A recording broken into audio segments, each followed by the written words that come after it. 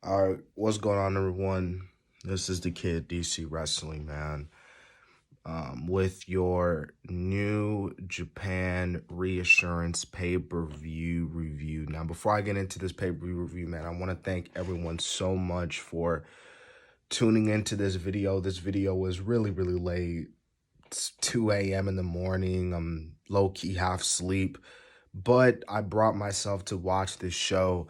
And overall, I thought this was a pretty good show for New Japan. Now, before I get into it, I'm not going to lie. I did miss the first three matches that happened on the card, mainly due to the fact because during that time we saw Omega and Andrade fighting in Triple Mania in Mexico. So I really couldn't watch the beginning of Reassurance, but I did see the rest of the card, so we're gonna talk about that. We saw Juice Robinson defeating Hikuleo. Pretty good match. Nothing too special. Juice Robinson getting the win, Hikuleo attacking Robinson after the match. So, yeah, Robinson gets the win there. So, yeah. Now, the next match, this was a match that oh man, if you saw my predictions video, I stated that this is the match that I want to see. This is the match that could steal the show. And by God, did it steal the show? Tomohiro Ishii versus Moose. And Moose looked incredible. Ishii looked incredible. This was just a great match by both men. I applaud those two for putting on a really good performance tonight at Reassurance. But in the end, Tomohiro Ishii gets the win, which I kind of felt like was going to happen. He defeats Moose.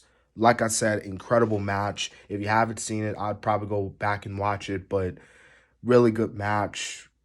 Good for Ishii picking up the W there. So next we had a tag team match player. We had the Good Brothers, Carl Anderson, Doc Gallows versus Jon Moxley and a mystery partner. Now, I stated in the predictions that I felt as though that Moxley was going to, Sami Callihan was going to be Moxley's partner. That's who I thought it was going to be, but it's actually Yuji Nagata, who was Jon Moxley's former opponent, when he was during his IWGP US title reign.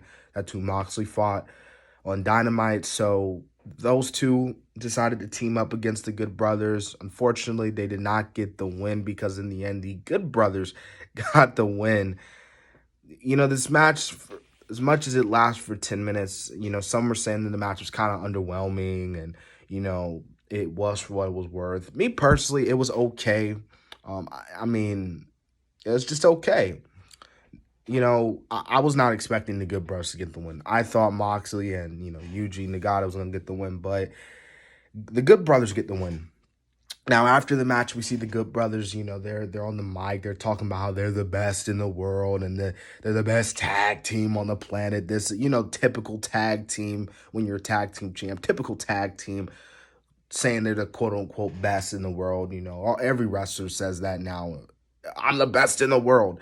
But their mics get cut off, and we see G.O.D., the Gorillas of Destiny, former IWGP heavyweight tag team champs, Gorillas of Destiny, and they come out, they confront the Good Brothers, and it looks like we're going to get the Bullet Club versus the Elite with G.O.D. versus the Good Brothers. It's really cool. And who knows? It might be for the Impact title. So it might be for Bound for Glory. Who knows? Who the hell knows? We're going to have to wait and see. But really cool confrontation between the four guys. Next, we had the first main event, the semi-main event for the Never Openweight Championship, Jay White. Oh, well, before I get into that, actually, Will Ospreay came back. Will Ospreay is back. He is officially medically cleared to compete. And, he's laying it out, man. He was calling all the shots, He was like, I'm the champ, quote-unquote best in the world, this and that, typical, like I said. But Will Ospreay cut a really good promo. So really cool to see Will Ospreay back. I do hope that he kind of change the style a little bit. You know, I hope you don't go too crazy out, you know, but I'm glad to see Will Ospreay back. So, yeah. But nah, man, we got Jay White versus David Finlay. This was a pretty good match, you know. Jay White obviously getting the win was expected. After the match, Jay White gets on the mic. You know, well, we see Tomohiro Ishii comes out, so it looks like he's going to be Jay White's next challenger. But Jay White's like, nah, bro, like, you had your chance. I already beat you. Like, I'm the best. It doesn't matter on what company it is. If it's Impact, New Japan, AEW, I'm the best. Again, you know, just typical heel promo. Everyone will bleed with the switchblade. So that's how Jay White ends its promo. Then we saw the main event between Lance Archer and Hiroshi Tanahashi for the IWGP United States Heavyweight Championship. Lance, obviously heelish.